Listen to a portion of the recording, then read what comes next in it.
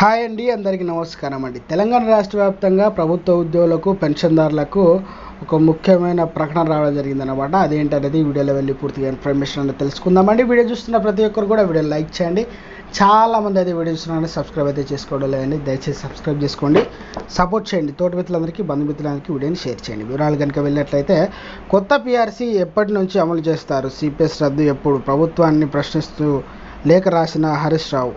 అయితే ప్రభుత్వం, ఉపాధ్యాయ, ఇతర ఉద్యోగుల, కాంట్రాక్ట్ ఎంప్లాయీస్ కాంగ్రెస్ ఇచ్చిన హామీలను గుర్తు చేస్తూ మాజీ మంత్రి బీఆర్ఎస్ ఎమ్మెల్యే హరీష్ రావు లేఖాస్త్రం అందించారన్నమాట. ఇప్పుడు ప్రభుత్వం అమలు చేస్తున్న ఉపాధ్యాయుల పదోన్నతుల సులభతరం చేసింది. తమ ప్రభుత్వమే గుర్తు చేశారు. ప్రమోషన్స్ పొందిన ఉపాధ్యాయ ఉద్యోగులతో సీఎం రేవంత్ ఇవాళ సమావేశం కానున్నారు. అంతకంటే ముందే ఈ సమస్యలను స్పందించి హరీష్ రావు డిమాండ్ చేశారన్నమాట.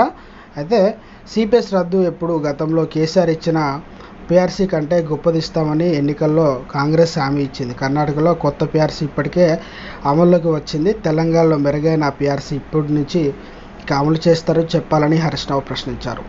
మీ పార్టీ మేనిఫెస్టోలో ఇచ్చిన హామీ ప్రకారం కనీసం పెండింగ్లో ఉన్న 4 డిఏలు ఇప్పుడు ఇస్తారు, చెబితే అందరూ సంతోషిస్తారన్నట్టు. ఇక న్యూ పెన్షన్ స్కీమ్ స్థానంలో ఓల్డ్ పెన్షన్ స్కీమ్ తీసుకువస్తామన్నారు. ఎప్పటి నుంచి అమలులోకి వస్తుంది, సభలో ప్రకటించాలని హరీష్ రావు డిమాండ్ చేశారు. ఇక అంతేకాకుండా సర్వశిక్ష అభియాన్ ఉద్యోగులకు క్రమబద్ధీకరిస్తామని మాట ఇచ్చారు. 8 నెలలు అయినా ఆ ఊసే లేదన్నారు. వారి సమస్యను ఎప్పుడు తీరుస్తారో సభాముఖంగా ప్రకటించండి. పాఠశాలలో స్కావెంజర్ను అనుమతిస్తున్నామని హామీ ఇవ్వడం జరిగిందన్నమాట.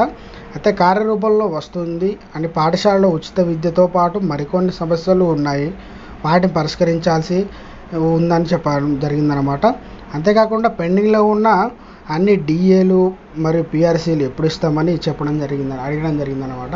దీనిపై త్వరలోనే స్పందించబోతున్నట్టు ఇక సీఎం అయితే ప్రభుత్వం నుంచి మనకైతే రావడం జరిగిందనమాట. ముఖ్యమైన